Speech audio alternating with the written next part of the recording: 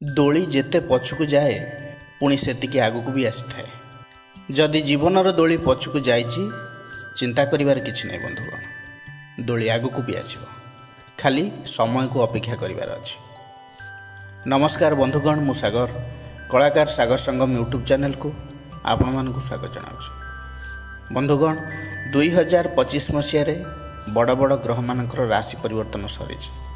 सर्वप्रथमे शनिकर राशि परिवर्तन होइथिला मार्च मास 29 तारिख रे, परे बृहस्पतिंकर राशि परिवर्तन हैला एई मे मास 14 तारिख दिन, एवं सभा शेष रे राहु केतुंकर परिवर्तन हो सारी एई मे 18 तारिख रे। तेणु एई मसीहा आ मे मास अधिक गुरुत्वपूर्ण। राहु दीर्घ 18 वर्ष परे कुंभ राशि रे अवस्थान करिसेंती एवं केतु सिंह राशि रे। यही राहु केतुंकर चलन तुला राशि व्यक्ति विशेष मानक पई किपरि रहिबो सबकिछि डिटेल्स रे आलोचना करिबा। बंधुगण यही विचार जन्म राशि चंद्र राशि को आधार करी करा जायछि। जेउ मानकर तुला राशि एवं तुला लग्न सेमानक पई एही वीडियो अधिक फलप्रद हेबो बोली हमर आशा और विश्वास। सर्वप्रथम राहु केतुंक विषय जानिबा। राहु केतु हेउचंदी शैडो प्लैनेट। राहु एवं केतु क्रूर ग्रह। केतु अपेक्षा राहु अधिक प्रभावशाली एवं क्रूर मध्य। राहु पॉलिटिक्स कारक, षड्यंत्र कारक ग्रह। राहु मिस्ट्रियस रहस्यमय प्लैनेट। आमे जहाँ देखुचे वास्तव रे नहीं, आ जहाँ नहीं आमे भावुचे अच्छी बोली, अर्थात भ्रम सृष्टि करिथाय राहु। राहुंकर चलन तो हो सारी। राहु 2025 मसीहा मे 18 तारिख ठारू 2026 मसीहा डिसेम्बर 5 तारिख पर्यंत कुंभ राशि ही अवस्थान करेंगे। राहुंकर कुंभ राशि होउची मित्र राशि। राहु एठारे 1.5 वर्ष अवस्थान करेंगे। सेपरि केतु मध्य 1.5 वर्ष अवस्थान करेंगे सिंह राशि रे। केतुंकर समराशि राशि चक्र रे राहु केतुंकर निर्दिष्ट ग्रह नाही। राहु हेउचंदी भोग मार्गर ग्रह, केतु मोक्ष मार्गर ग्रह। राहु केतु शैडो प्लैनेट, किंतु सेमानकर प्रभाव व्यक्ति विशेषों उपर अधिक देखा मिलता है। विशेषकर राहु अधिक प्रभावशाली होता। राहु आकस्मिकतार कारक ग्रह। हठात उन्नति एवं अवनति राहु द्वारा ही संभव।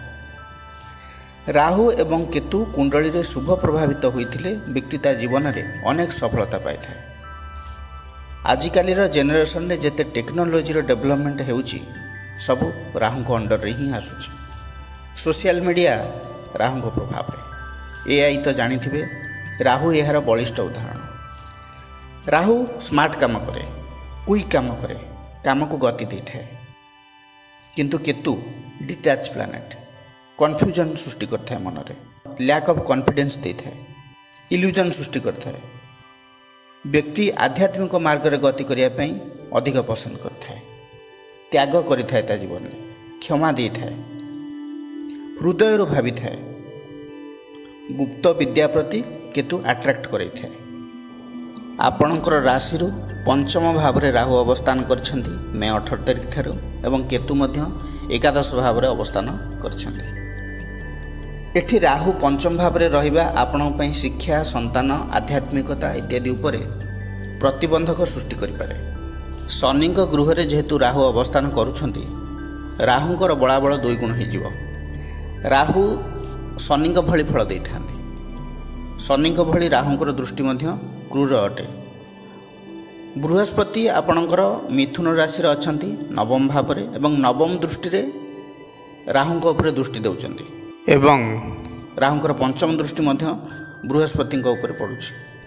परस्पर ऊपर दृष्टि पड़िया फल न्यूट्रल रहिला। राहुंकर दृष्टि बृहस्पति उपरे किछि खराब इंपैक्ट पकई परिबो नाही। बृहस्पतिंकर दृष्टि राहुंक उपरे जेहेतु रहुछि, राहुंकर अशुभ प्रभाव को ह्रास करिवो। राहु कौन कि कन्फ्यूजन क्रिएट करिथाय, इल्यूजन क्रिएट करथाय, भ्रम सृष्टि करथाय। तेणु विद्यार्थी मानक क्षेत्र रे, संतान क्षेत्र रे, शिक्षा बुद्धि रे जदि भ्रम सृष्टि हुए, चिंता करंतु तार प्रभाव कौन हेबो। राहु पंचम स्थान रे रही संतान संबंधित समस्या उत्पन्न कराई पारे। ये जो समस्या जेकोसी लेवल हो पारे। राहु अचानक बुद्धि को भ्रम पकेब, फल पिलाटीर माइंड डाइवर्ट होगी तार फोकस से बाहर जीव। खराब अभ्यास अर्थात निशा द्रव्य प्रति आकृष्ट हो पारे, दुष्ट प्रकृतिर सांगों सहित मिसी पारे एवं असामाजिक कार्य भूल कार्य लिप्त रहिबार प्रवृत्ति आपणकर पिला पाखरे आसीपारे। तेणु सावधान रहिबे। इरिटेट हो पारे, अल्प बहुत आर्गुमेंट मध्य करि पारे, विरोधी प्रकृति सृष्टि हो पारे, मनरे निजर मन मुताबक काम करिया पई इच्छा प्रकाश करथाय, आपणकर कथा शुणिब नाही। एइभଳି भाबरे आपणक पिला आपणकर कंट्रोल बाहर को जिबार आपण लक्ष्य करिवे। एइभଳି सिचुएशन राहु क्रिएट करिवार यथेष्ट सुजोग रही, जेहेतु राहु पंचम भाव में रोचंती। तेणु आपण को कौन करिया पड़िबो? एठारे सबु पेरेंट्स मानकर दायित्व जे पिला मानकर केयर करंतु। समस्ते तो पिलांकर केयर करंती, किंतु एठारे पंचम रे राहु जेहेतु रोचंती विशेष रूप से आपण ध्यान देवे। ता माने नुहे जे प्रत्येक कथारे ता ऊपर रिएक्ट करिवे, सेमती नहीं, नजर रखिबे, एकदम रिएक्शन दियंतु नहीं। धैर्यर सहित शांत भाव में पिला को हैंडल करंतु, बुझांतु, खराब सांग पाखरु दूरी रखिया पई चेष्टा करंतु, खराब अभ्यास ठार दूरी रखिया पई चेष्टा करंतु। सेभଳି शिक्षा क्षेत्र में जो माने अछंती राहु पंचम भाव में रहिले विद्यार्थी मानक पई समस्या सृष्टि करिवो। आपन को लागिवो पाठ इजी, सबु आसीबो, ओभर कॉन्फिडेंस आपनकर बढ़ी जिवो। आपन को मन रे एई ओभर कॉन्फिडेंस जो आसब जे मु सब किसी करें, सब हो, यहाँ होटा हो, ए पाठ होटा भी करदेवी, सब हो। जितेबाला प्रॉपर टाइम आसब, एग्जाम रो टाइम आसब, सेतेबेले आपणकर ब्रेन ब्लैंक्स, किसी आसबनी, आपन सब भूलीजे, भ्रम सृष्टि हे। जदि आपन को लगुच आपड़ सब करें, सब आसूँ, सब पढ़ी देइचंती, सब मन अच्छी, प्रथमे निजे परीक्षा पूर्व निजर टेस्ट नियंतु। कहीं व्यक्तिर प्रथम शत्रु से निजे एवं गुरु मध्य से निजे। तेणु प्रकृत में जदि आपण सठिक पाठ पढ़ी निजे निजर मूल्यांकन करंतु। राहु एठारे भ्रमित करिवो, तेणु डिसीजन मेकिंग जमिति भूल न हुए सेप्रति ध्यान देवे। से भली लव रिलेशन ने मध्य पंचम भाव में राहु थिबारु जो माने लव रिलेशन ने अछंती, एबे कौन हो कि आजिकल पिला मानू क्यारियर ठार बेसी लव रिलेशन को नहीं चिंता हो जाउछि। तेणु लव रिलेशन ने जो माने अछंती प्रथमे आपणकर पार्टनर को परखंतु, हेई बारे आपन को से धोखा दे पारंती। धरि नियंतु भल भाव में आपणकर संपर्क बढ़ी चलला, शेष मुहूर्त रे ब्रेकअप हो गला, निजको संभाळिबार स्थिति आपणक पाखरे रहिबा निहाती दरकार, नहले आपण भांगी जाई पारंती। तेणु एभली किसी स्थिति सृष्टि न हो सेप्रति ध्यान देवे। तापर पंचम भावर अधिपति शनिकर मध्य गभीर प्रभाव रही। शनि वर्तमान आपणकर षष्ठ स्थान रे अछंती, निज स्थान द्वितीय। तेणु राहु जे सब प्रोब्लेम क्रिएट करदेवे सेमती किछि माने नाही। शनि आपणकर राशि को जोगकारक ग्रह। तेणु आपण जदि धैर्यर सहित ईमानदार सहित भावी चिंती डिसीजन नौचंती, हार्डवर्क करूछंती, आपन को भल रिजल्ट मिलिबो। एबे आलोचना करिबा दृष्टि विषय रे। राहुंकर पंचम सप्तम नवम दृष्टि रही, किंतु बृहस्पतिंकर दृष्टि भली राहुंकर दृष्टि शुभकारी नुहे। राहुंकर एही दृष्टि क्यों क्यों भाव उपर पड़ुची से अनुसार रिजल्ट मिलिबो। जदि मित्र राशि उपर पड़ुची तेबे रिजल्ट भल आसीबो, जदि शत्रु राशि उपर पड़ुची तेबे खराब इंपैक्ट रहिबो। राहुंकर पंचम दृष्टि आपणकर नवम भाव को रहुछि। नवम भाव मिथुन राशि, राहुंकर निज गृह बोली ज्योतिष शास्त्र वर्णना करा जायछि। तेणु एठारे राहुंकर दृष्टि हानिकारक हेबो नाही, कारण बृहस्पति नवम भाव में रहीकि नवम दृष्टि राहु को दृष्टि देउछन्ति। तेणु बृहस्पति उपरे राहुंकर दृष्टि किछि खराब इंपैक्ट पकेइबो नाही। राहुंकर दृष्टि एठारे share market, stock market, trading क्षेत्र में सफलता देव। आपणकर काम एतिकी आपण केते इन्वेस्ट करुछन्ति, क्यों क्षेत्र में इन्वेस्ट करछन्ति, भाबी चिंती डिसीजन नियंतु। कारण राहु जेते जल्दी देई थाए सेते जल्दी भी नहीं थाए। तेणु एमिति न हेउ आपण भूल जगार इन्वेस्टमेंट करदेले ओवर कॉन्फिडेंस है कि आपणकर लॉस हो गला।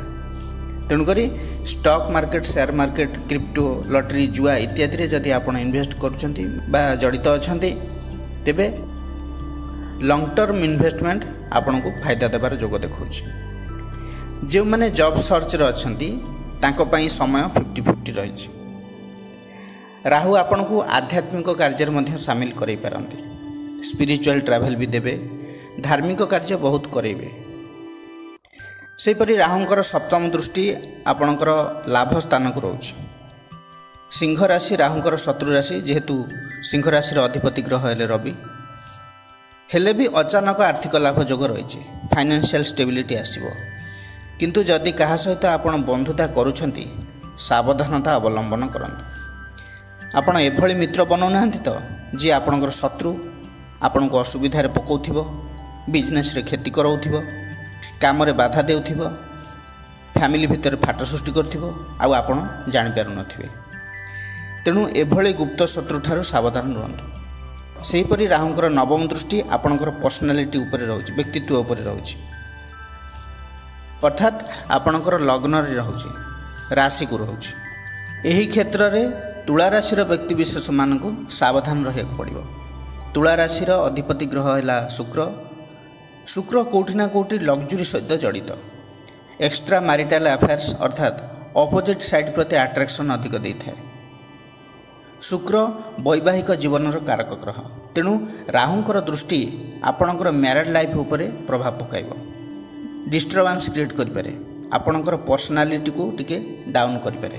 पूर्वरु आपण जेमती एनर्जेटिक थिले टिके आलस्यता रही पारे विशेषकर मौज मजलिस विलास व्यसन को आपण ढली पारंती। तुला राशि लोक कैलकुलेटिव होता बालांस रही था ए समय आपणकर बालांस बिगड़ी पारे कन्फ्यूज हो पारती फैमिली सहित रिलेशन खराब हो पारे तेणु सावधान रुहतु।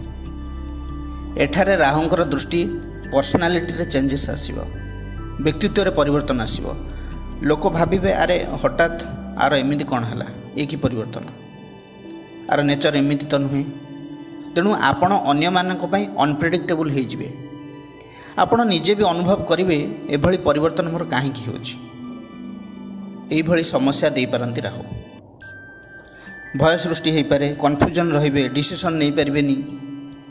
केवल गोटे प्लस पॉइंट होछि बृहस्पतिंकर पंचम दृष्टि आपणकर राशि को रोच अर्थात लग्न को रोच बहुत किछि समस्या आसीबो किंतु अल्प अल्प रे समाधान हो जिवो बहुत किछि बैलेंस भी हो जिवो।